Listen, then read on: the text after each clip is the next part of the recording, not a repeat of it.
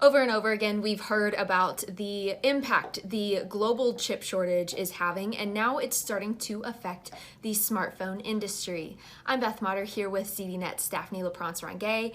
Daphne, this shortage is really starting to shine a light on how unsustainable our smartphone upgrade process is, and how, we go through smartphones like crazy.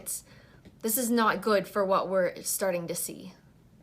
Yeah, exactly. So as you said, recently experts have been noticing that the smartphone industry is increasingly being affected by the global chip shortage that has been going on for a few months now, almost a year. It became particularly evident in Apple's latest earnings call, Apple being obviously the unconquerable Apple, who this time admitted that the global chip shortage is starting to affect supply chains and potentially could introduce delays in the production of some of Apple's smartphones. The reason for that is obviously that there is huge demand for smartphones. Apple released the iPhone 12 at the end of last year. It's one of the first 5G enabled smartphones. It triggered what analysts are calling a smartphone super cycle, which means that users are upgrading more and more. It's now expanded to the rest of the industry. So smartphone shipments increased by 26% in the first quarter of 2021, and they are expected to increase even more going forward this year.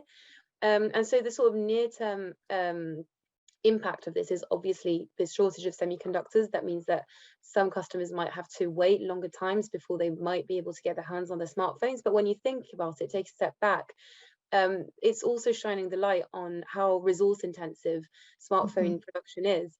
To make a smartphone requires obviously a huge amount of resources, not just semiconductors, but also other materials.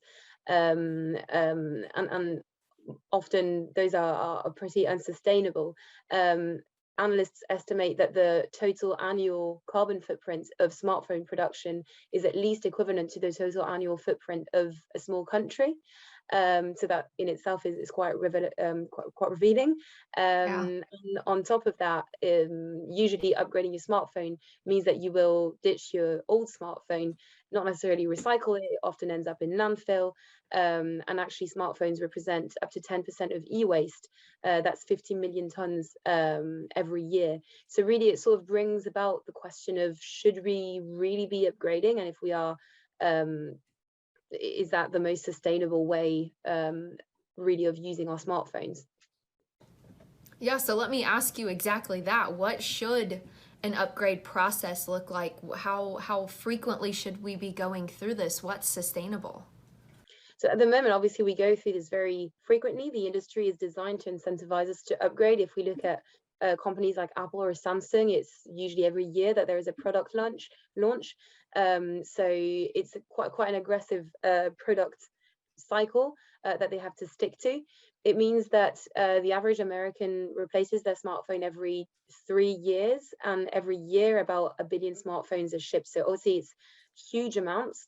Companies or equipment manufacturers are realizing that this sort of brings in sustainability questions. So we've been seeing a lot of recycling programs popping up all over the place. Often equipment manufacturers will offer customers credits if they recycle their phones so that they can upgrade to their next smartphone.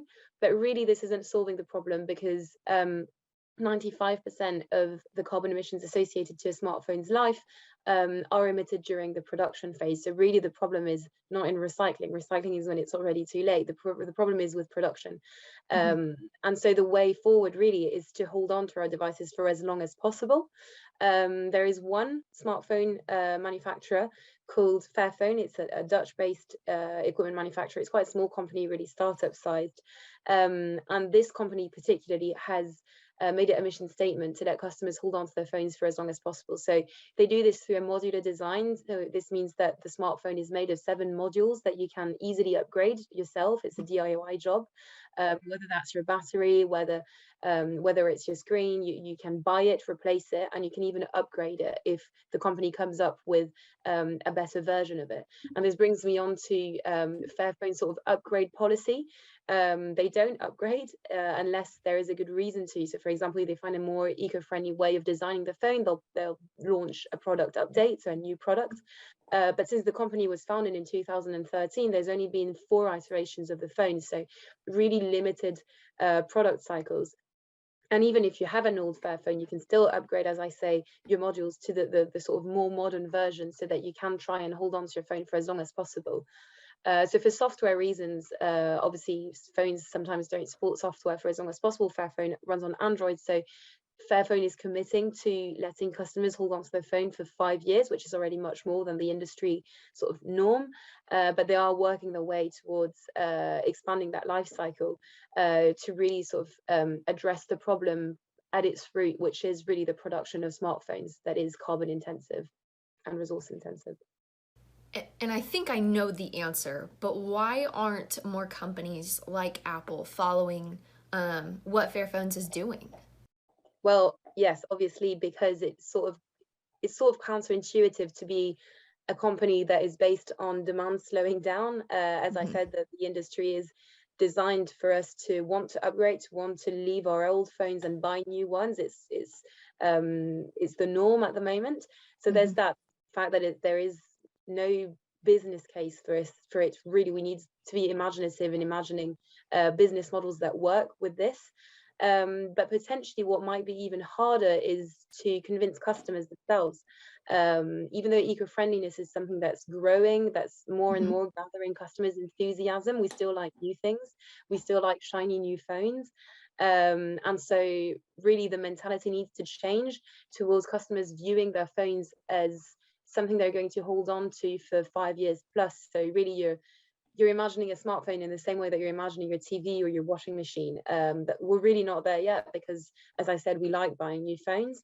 Um, and sort of transforming that mentality will probably take even longer than coming up with a business model for this type of thing that a company like Fairphone is doing at the moment. Yeah, buying new phones is definitely it's very glorified to have the latest and greatest technology and to consistently and constantly be switching out that little piece of hardware that you carry around in your hand, unfortunately.